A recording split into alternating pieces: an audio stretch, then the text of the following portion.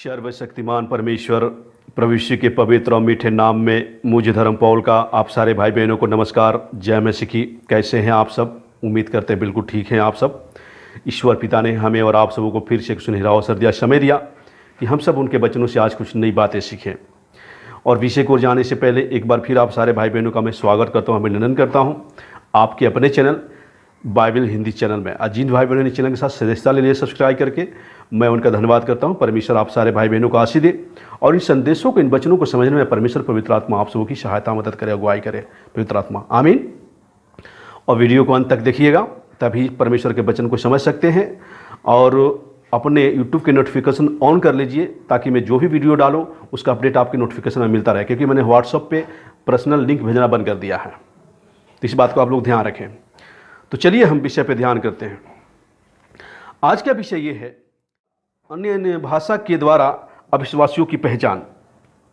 अन्य अन्य भाषाओं के द्वारा अविश्वासियों की पहचान, अर्थात जो नाम मात्र मसीही हैं, चर्च कलीसिया में जाते हैं और अन्य भाषा बोलते हैं, तरह तरह के संस्कार करते हैं, उनकी पहचान परमेश्वर यहाँ हमें करा रहा है कि ये सब अविश्वासी लोग हैं। ये विश्वासी लोग नहीं है। जो परमेश्वर को सत्य नहीं समझे थे उसे अविश्वासी कहा जाता है। ध्यान रखो इस चीज़ को आप लोग। बहुत सारे कलीसियाओं में लोग आते हैं यीशु मसीह के नाम पे, ईसाई बन चुके हैं, मसीही बन चुके हैं, लेकिन परमेश्वर के बारे में कुछ नहीं जानते हैं। इसलिए आज ऐसे लोगों के विषय में हम थोड़ा जानकारी लेंगे, वचन से सीखेंगे कि अविश्वासियों की पहचान। जो परमेश्वर को नहीं समझता वो सब अविश्वासी और अन्य जाति हैं। ध्यान रखो इस चीज़ को, प्रभु का वचन कहता है। तो मैं इसके लिए मैं पढ़ूंगा आप लोगों के लिए पहला कुरिन्थियों उसका 14 अध्याय, कुछ पद पढ़ूंगा, इसे नोट करके आप लोग पूरा अध्याय को पढ़िएगा। और यहाँ हम पढ़ते हैं, यहाँ सिखाते हैं हमें पौलुस अन्य भाषा के विषय में। मैं पहले ही कई वीडियो बना चुका हूँ, जैसे राबा साबा बाबा बा, इसके बाद और अन्य भाषा पे कई वीडियो बनाया है और उसमें इंडिकेट किया है कि आत्मिक भाषा को अन्य भाषा कहा जाता है। जो अभी कलीसियाओं में आजकल बोला जाता है राबा साबा लाबा बाबा, ये परमेश्वर की भाषा नहीं है। ध्यान रखो इस चीज़ को, क्योंकि इन कलीसियाओं को जिसके बीच में ऐसी भाषा बोली जाती है, उसके कामों से, जो देखी हुई बातों में मन लगाएं और हाथों के कामों से प्रसन्न है, ये काम प्रगट है कि परमेश्वर की कलीसिया नहीं है, ये शैतान की कलीसिया है। परमेश्वर कहा है वचन से परखो ये सब परमेश्वर की ओर से है कि नहीं। हर आत्माओं पर प्रतीति न करो, उसे परखो। आज इसी विषय में मैं और भी कुछ बातें बताऊंगा ताकि आप सब इनको परख सको और इनसे दूर रहो और इनसे सावधान रहो। न ऐसे लोगों को घर में आने दो, न तो नमस्कार करो, क्योंकि बहुत सारे लोग ऐसे लोगों को अपने घर में आने देते हैं, सुनते हैं। तो इसका मतलब ये है कि आप भी अभी पाप के दास्तों में हो। तो पौलुस जो अन्य भाषा होती थी, 35 के दिन हुई थी, उसी तरह की भाषाएं प्रेरितों के समय में कहीं कहीं हुआ। और फिर हम देखते हैं प्रेरित जब काम कर चुके और घर घर की कलीसिया स्थापित कर दी, तो वहाँ की कलीसियाओं को प्रेरितों ने, चेलों ने प्रभु यीशु को जब समझ जैसे बढ़ती गई, परमेश्वर को उनका आत्मिक अर्थ बताता गया, बपतिस्मा, चिन्ह, चमत्कार शब्द के विषय में, तो उसके विषय में इन लोगों ने शिक्षा दी, पत्री लिख के, और उस बात को लोग समझे। ऐसी पत्री में आज हम अन्य भाषा के विषय में पौलुस ने कुरिन्थुस की कलीसिया को लिखा, जहाँ पर भाषा होती थी, इस तरह की भाषा नहीं होती थी। वहाँ परमेश्वर की भाषा थी आत्मिक भाषा। तो इस बात पे हम आज सीखेंगे। यहाँ कुरिन्थुस की कलीसिया को जहाँ पर ये बातें देखने को मिल रही थी पौलुस को, तो वहाँ ये सचेत और सावधान करते हैं। जो आप लोग आज बोलते हो राबा साबा, वो शुरू से आ रहा है, उसी समय से। लेकिन यहाँ पौलुस कह रहे हैं इसके विषय में, क्या कह रहे हैं? हे भाइयों, 20 पद से पढ़ता हूँ, 21-22 तक कुछ पद और पढ़ूंगा। हे भाइयों, तुम समझ में बालक न बनो, तभी बुराई में तो बालक हो, परंतु समझ में सियानी बनो। व्यवस्था में लिखा है कि प्रभु कहता है, मैं अन्य भाषा बोलने वालों के द्वारा, पराये मुख के द्वारा इन लोगों से बातें करूंगा, तो भी वे मेरी न सुनेंगे। ये कह रहे हैं परमेश्वर अपने संतानों के द्वारा, जिसकी मैंने आत्मिक आंख दी, समझ दी है। ये लोग आत्मिक भाषा, स्वर्गीय भाषा, ये क्या है पुस्तक? इस स्वर्गीय भाषा है, स्वर्गीय जीवन है। प्रभु यीशु कहता है ये जीवन की पुस्तक है। इसके विषय में हम अगर परमेश्वर हमें समझाता है और हम लोग सिखाते हैं लोगों को, तो परमेश्वर स्वर्गीय भाषा के द्वारा उन लोगों से बात करता है। और ये लोग, लिखा है इस स्वर्गीय भाषा के जो बताया गया है, ये लोग सुनेंगे नहीं और ये ढीठ कठोर हो जाएंगे, उसको तुच्छ जानेंगे। जैसे परमेश्वर मसीह स्वर्गीय भाषा के द्वारा, आत्मिक भाषा के द्वारा, वचन के द्वारा लोगों से बात किया, लोग नहीं समझे क्योंकि उनको हाथों के काम से बहुत प्रसन्न थे। मेल, बलि, कटोरे, पानी, ऐसे कामों के विषय में परमेश्वर ने उनको समझाया और उन लोगों ने न सुना। आज वे सब कहाँ पड़े हैं? उधार न पाके जेल खाने में पड़े हैं और तड़प रहे हैं, दांत पीस रहे हैं। अब क्या होगा? अब तो हम परमेश्वर के क्रोध के भागी हैं, प्रभु से हमने लड़ा, प्रभु की बात नहीं सुनी, अब क्या होगा हमारे साथ? तो कृपया इस बात को ध्यान रखें, ढिठाई को कठोरता मत करो, परमेश्वर से लड़ने वाला मत ठहरो। जो चीज़ यहाँ बताया गया उसे ध्यान से सुनो और उसमें बने रहो। परमेश्वर कहता है धन्य है तुम जो बिन देखे विश्वास। बिन देखे का मतलब देखी हुई बातों पे नहीं, चिन्ह, चमत्कार, संस्कार तरह तरह के जो हो रहा है कलीसियाओं में, जो बाइबल के अकॉर्डिंग लग रहा है आप लोगों को कि ये लोग सिखा रहे हैं, नहीं, ऐसे लोगों से, ऐसी बातों से परमेश्वर प्रसन्न नहीं होता। प्रभु का वचन आत्मा है। अब वचन के में बने रहो। अब तुम सोचो कि यही भी तो वचन ही है, लेकिन यह दृष्टांतिक वचन है जिसकी तुम लोग फ्लो कर रहे हैं अपने कलीसिया और चर्चों में। इससे परमेश्वर का कोई लगाव नहीं है। और फिर पढ़ता, और यहाँ 22 पद में लिखा है अन्य, इसलिए अन्य भाषाएं विश्वासियों के लिए नहीं परंतु अविश्वासियों के लिए चिन्ह हैं, और भविष्यवाणी अविश्वासियों के लिए नहीं परंतु विश्वासियों के लिए चिन्ह है। इसका मीनिंग यह है जो संसारिक बातों में मन लगाए हैं, जैसे अन्य भाषा पे और तरह तरह के संस्कारों पे, ये सब क्या है चिन्ह? ये सब अविश्वासियों को पहचान है, अर्थात परमेश्वर को तुम नहीं जानते हो, अभी भी अन्य जाति ही हो और परमेश्वर का क्रोध तुम पर है।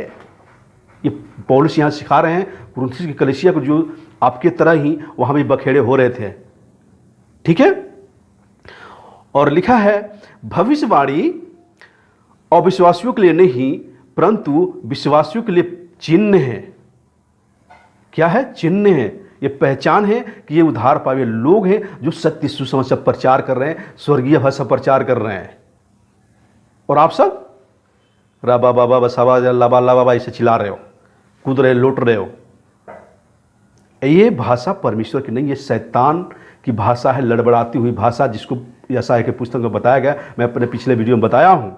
लेकिन आप सब इतना ढीठ हो गए हो, इतना कठोर हो गए हो, इसलिए आप सबों के बीच में, आप लोगों के अंदर में परमेश्वर ने एक ऐसी सामर्थ्य भेजा है कि तुम सब झूठ की ही प्रतीति करो, विश्वास करो और नाश हो जाओ।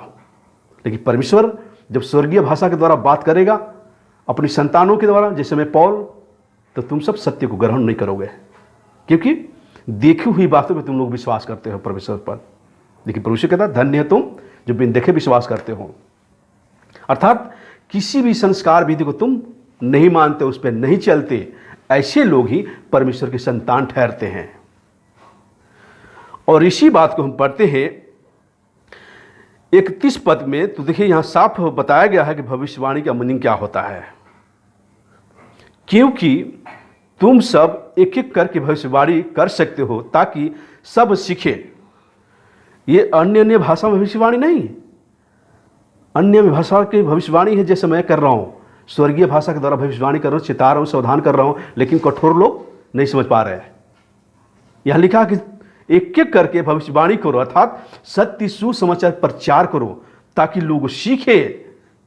अन्य भाषा नहीं बोले, परमेश्वर का वचन सीखे, तब ये भी आत्मिक भाषा बोलेंगे। और आप सब लड़बड़ाती हुई भाषा में फंसे हुए हो, दुष्ट आत्माओं के बस में हो गए हो।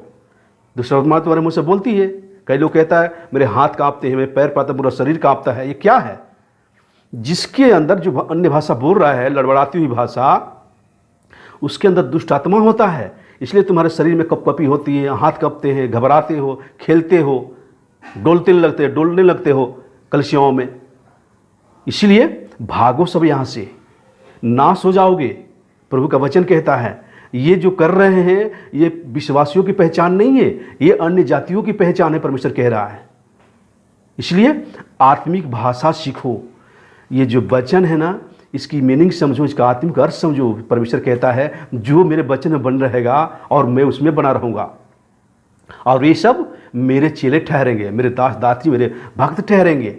लेकिन संस्कार विधियों पे मन लगा के, चिन्ह चमत्कारों पे मन लगा के परमेश्वर से तुम सब दूर हो गए हो।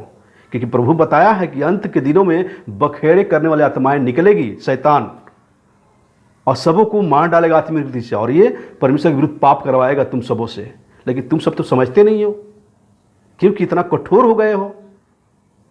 इसलिए मेरे प्रियो, परमेश्वर के चुने हुए संतान, परमेश्वर के एक एक वचन पर ध्यान करो, मनन करो, जो मैं अपने चैनल के माध्यम से आप सबों को बताता हूँ। इसलिए मैं कहता हूँ, जब भी मेरा चैनल खोलो देखने के लिए, तो ये बाइबिल जरूर लेके साथ में बैठो और खोल के रखो कि कहाँ से कौन सा पद मैं बताऊँगा, उस पद को खोल के तुम सब पढ़ो। हो सकता है कि मैं झूठा हो सकता हूँ, लेकिन परमेश्वर का वचन झूठा नहीं है, और झूठ बोलने वाला दंड पाएगा। और कोई भी एक वचन में नहीं चूकता है, वही तो सीधी मनुष्य है। मैं देखता हूँ, मैं बताता हूँ कि मैं किसी भी सुसमाचार में, किसी भी वचन में बाहरी कोई मसाला नहीं लगाता। क्यों? क्योंकि प्रभु का वचन है। वचन से वचन मिला मिला के परमेश्वर कहता है तुम शिक्षा दो, सीखो। यही बात पौलुस कह रहे हैं। तो हम आत्मिक भाषा के द्वारा लोगों से बात करते हैं, और लोग सांसारिक भाषाओं को मन लगाए रहे हैं, राबा साबा बाबा। ये परमेश्वर के लोगों की पहचान नहीं है। ये साफ स्पष्ट है कि तुम्हारे जीवन में जो अन्य भाषा के भाषा बोलता है राबा साबा, तुम्हारे जीवन में, तुम्हारे मन में, तुम्हारे हृदय में शैतान बैठा हुआ है, दुष्ट आत्माएं बैठी हुई हैं। इसलिए तुम सब कलसियाओं में खेलते हो और कहते हो हमारी भाषा में बात कर रहे हैं, प्रभु से प्रेयर कर रहे हैं। सावधान और चौकस रहो। और एक चीज़ और बताना चाहता हूँ कि जो बोल के प्रेयर करता है वो परमेश्वर के वचन का उल्लंघन करता है, और वचन उल्लंघन करने वालों के जीवन में दुष्ट आत्माएं होती है। ध्यान रखो, शैतान उसके अंदर में बैठा हुआ है। परमेश्वर ने कहा अपनी कोठरी में जा, दरवाजा बंद कर और मन में परमेश्वर से प्रेयर कर, तेरा पिता जो गुप्त में है तुझे सिखाएगा। इसलिए इस बात को ध्यान रखो, मनन करो प्रभु के वचन पे। प्रभु का वचन एक एक दैवीय है, दुधाली तलवार है। ये आत्मिक भाषाएं हैं, स्वर्गीय भाषाएं हैं, जो परमेश्वर अपने संतानों के द्वारा तुम्हें शिक्षा दे रहा है, सिखा रहा है, भविष्यवाणी करवा रहा है। यह है अन्य भाषाएं जो मैं भविष्यवाणी कर रहा हूं आप सबों के बीच में। तो हम आशा करते हैं कि कई भाई बहन इस बात को समझ गए हैं, और समझ गए हैं तो ऐसे लोगों में से भागो, अन्य जातियों में से भागो जो ईसाई मसीही बन चुके हैं, और अपने घर में रह के, जो परमेश्वर कहता है कि तुम परमेश्वर की कलीसिया अपने घर में रह के परमेश्वर की महिमा करो। अपने घर में कलीसिया स्थापित करो, फैमिली परिवार मिलके, और परमेश्वर की महिमा करो। क्योंकि परमेश्वर कहता है जहाँ एक या दो जन मेरे नाम पे इकट्ठे होते वहाँ मैं उपस्थित होता हूँ। क्योंकि देखो मैं जगत के अंत तक सदैव तेरे संग हूँ। जो मेरे संग हैं, अब इधर उधर भागने की जरूरत नहीं। परमेश्वर स्वयं बताया। उस समय तुमसे कहेंगे लोग, देख मसीह वहाँ आ रहा है, मसीह वहाँ आ रहा है, मसीह यहाँ आ रहा है, तो उधर चले मत जाना। जो घर में हो वो बाहर न निकले, अर्थात घर में कलीसिया स्थापित करो। प्रभु का वचन हमें सिखाता है। मैं घर की कलीसिया के विषय में एक वीडियो बनाऊंगा, उसमें आप लोग समझ जाओगे। तो हम उम्मीद करते हैं कि कई भाई बहन इस बात को समझ के और सावधान चौकस रहेंगे और प्रेयर करेंगे कि परमेश्वर इन बातों को समझने में आप सबों की सहायता मदद करे। तो अगले सब्जेक्ट, अगले विषय में मिलूंगा।